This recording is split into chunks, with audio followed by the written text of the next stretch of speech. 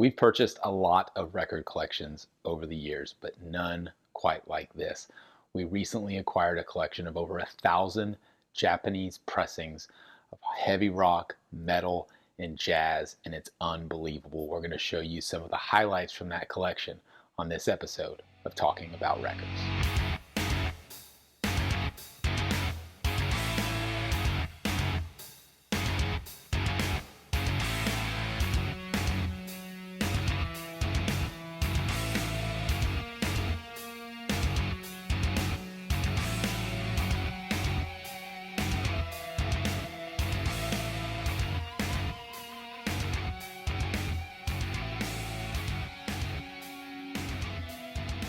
My name is G.I. Sanders from NTX Vinyl, a small chain of independent record shops in the Dallas-Fort Worth area. If you're not local, but you are in the U.S., you can shop online anytime at ntxvinyl.com. In fact, I've got a curated list of my picks at ntxvinyl.com/GI if you want to check those out. And of course, would love it if you'd subscribe here to our channel on YouTube and follow us across social media.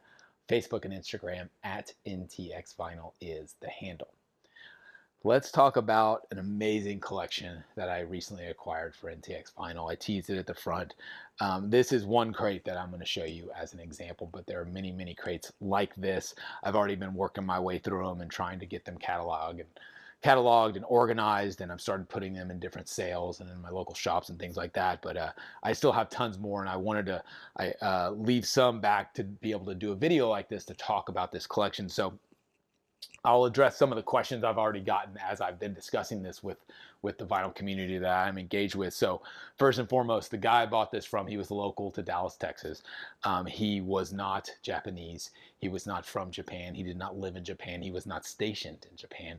The only real connection he had to Japan was that his daughter lives there, and his daughter studied and is fluent in Japanese and ended up living there. So I don't know. I believe that's kind of what started his interest in the Japanese vinyl market. But essentially what he told me was when he started collecting records many years ago that he knew he wanted to go after the best pressing of each album, no matter what that was. Didn't matter if it was US, Japanese, audiophile, whatever it was. And so it wasn't all Japanese records, but I would say 75% of the collection was, and it was a collection of about 1,500 records. So it's a pretty sizable collection. And he literally just cherry picked. He cherry picked not only stuff that he loved, which he had really good taste, as you'll see, but also stuff. He was one of those collectors that was kind of collecting as an investment. He had a turntable. He definitely listened to records, and he knew music very well, again, as you'll see. But there was an element of his collecting where not only did he want the best pressing, but he was buying him specific because he thought if he did get the best pressing, that they would hold value, and he's exactly right. So the stigma around Japanese pressings, which again, I'm new to them. There will be people watching this video. It might be you who knows a lot more about this, but from what I can read into Japanese pressings, they have a reputation for being really high quality. Like that's the net. Not only the sound, they're supposed to have really good sound, but also the packaging and the TLC that goes into the overall presentation of the record, from the jackets to the OB strips to the inserts to posters. There's all kinds of stuff. So again, just really nicely packaged records that are produced well, manufactured well, with a lot of consistency. There is a talk track around the sound. They are known for having really good sound. There's some people who have said that they are a little light on the low end. I haven't experienced that, but I haven't listened to that many of them either, so I don't know how truthful that is. You could probably tell me if you're a big collector of these Japanese pressings. But the cool thing about this collection is, well, it was very curated, but it was also curated specific to the genres that this collector liked, which aligned really well with not only myself, but also with a lot of my audience at NTX Vinyl, which was awesome. So it was primarily 70s and 80s rock, heavy rock, into metal. So, classic metal into some 80s metal. It didn't stretch much up into the 90s except for jazz. So it was like split probably 75% on the rock side, classic rock, heavy rock, metal, and then 25% jazz. But the jazz was, and they're just really, really nicely curated collection of the best jazz titles and artists, which I really appreciate. And some of those do go up into the 90s. Some of the Japanese ones, some of like the Blue Note type stuff. So just a beautiful collection. I'm going to show you some and just kind of talk you through them. I haven't looked through a lot of these myself, so I'm seeing them maybe not for the first time, but maybe the second or third time, which is really cool. So I'll start walking through them because it's like legit eye candy. So here you go. You've got stuff like Ozzy. Each of these he bought all of these overseas, had them shipped overseas. That's one part I forgot to mention. He did not buy in bulk in Japan and fly them back. He was buying these in bulk, but mail order from stores in Japan. And I think that's, again, where his daughter tied in. Maybe he had a little bit of a leg up there because his daughter was there and could confirm if these stores were legit or whatever. So you've got stuff like Ozzy, which is just always cool to see, even if it's not a Japanese pressing. And then tons of classic metal like Sabbath. Almost all of them have the obi strip. Almost all of them have the inserts, which is awesome. They were all already, inside the sleeves on the back, which make it really nice. But you've just got, man, just really classic albums. Again, you don't even see this stuff very often as far as US pressings are concerned. So to find them from Japan is just really cool. So you got Blizzard of Oz. He was a big Maiden guy.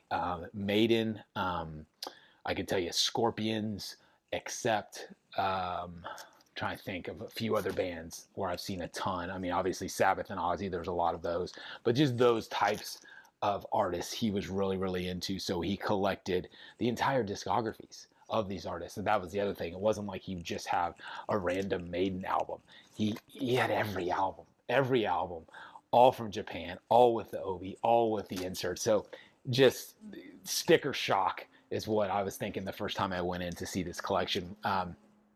So as I kind of show you some of these, here's Live After Death. I always messed that one up.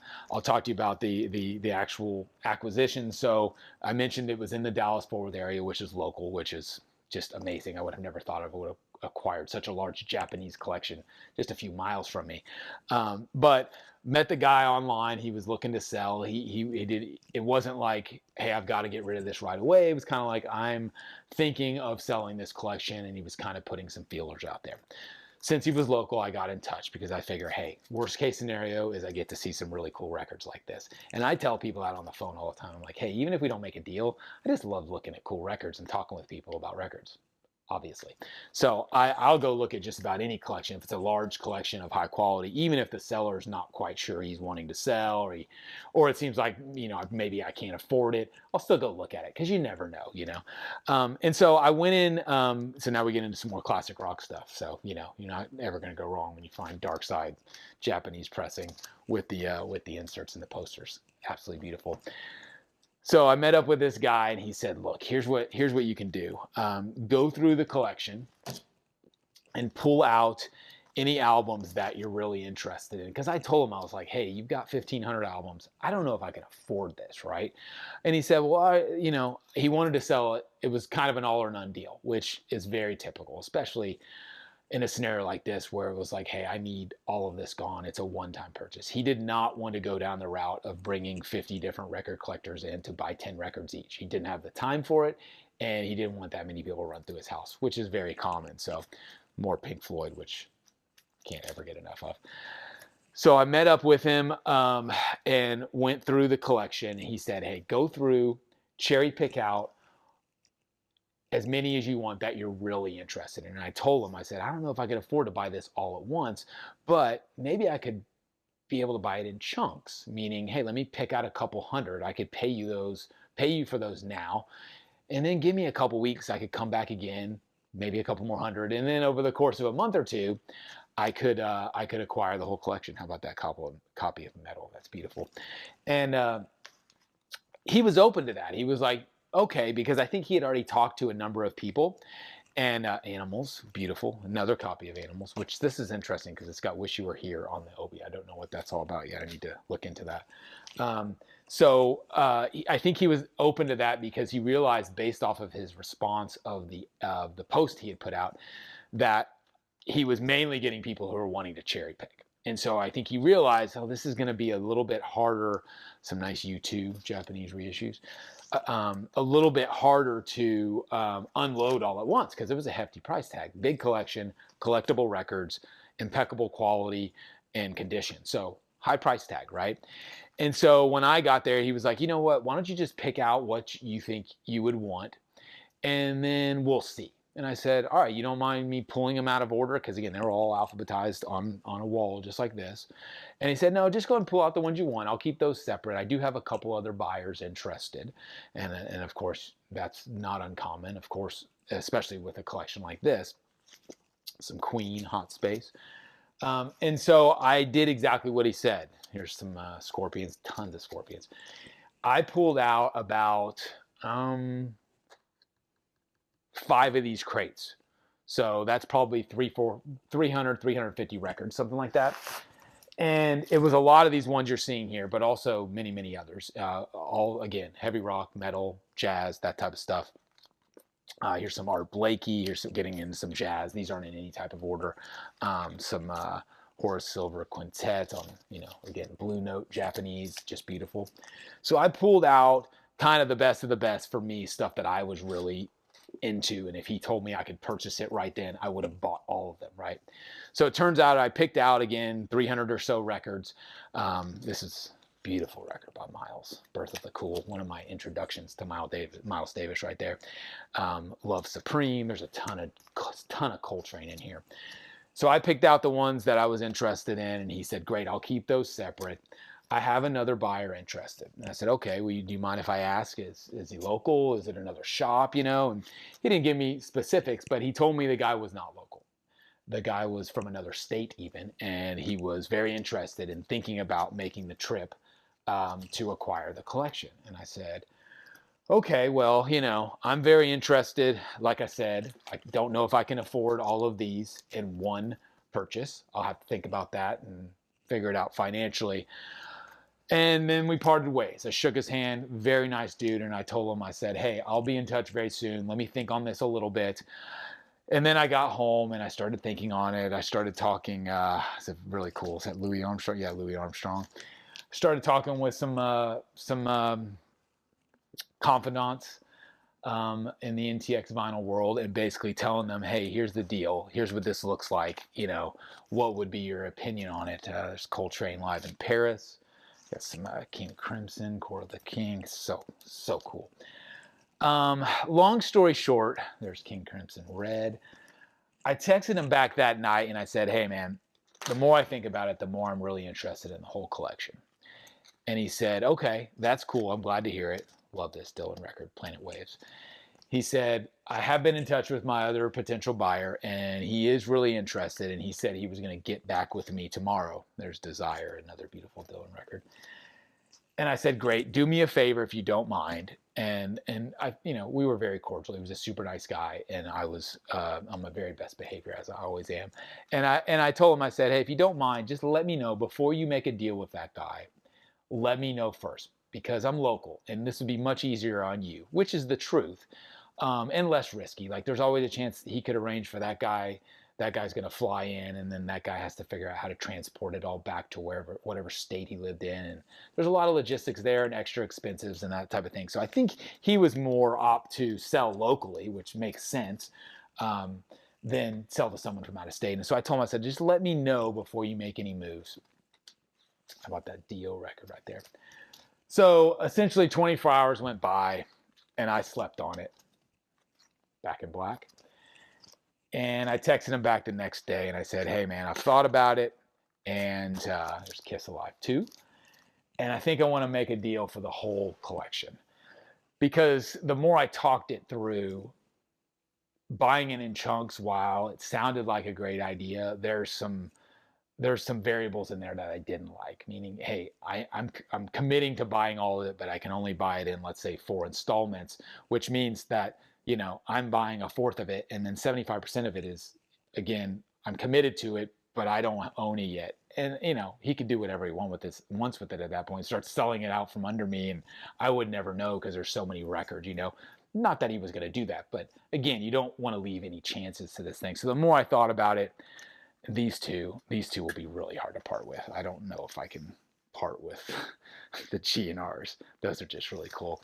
So I told him, I said, the more I thought about it, man, I think I'd like to make an offer on the whole collection. He said, great. I actually just heard from my other buyer, and he made me an offer. And I love this David Gilmour record, self-titled solo record. He made me an offer, and if you'll match his offer, it's yours. So I basically waited about 10 minutes after I read the text, the Clash, the Sex Pistols, and I texted him back 10 minutes later and matched the offer and bought it. I just couldn't let go of it. There was just, you know, there's certain things like this. Original Thriller, Japanese, they're just so cool. Like tons and tons and tons of Beatles. Like every Beatles record you've ever seen in Japanese. An entire crate full of it. It's unbelievable. So I texted him back and said, hey man, I'm in. Look at that Ozzy record right there. It's just beautiful. And let me know what your schedule looks like. I'll get over there as soon as I can. Lots of Zeppelin too. I haven't even gone through all these Zeppelins. What else do we have here? Got some Van Halen, got some Wasp, and then a Zeppelin one. Just beautiful. So I told him, I said, hey, let me know when you're available.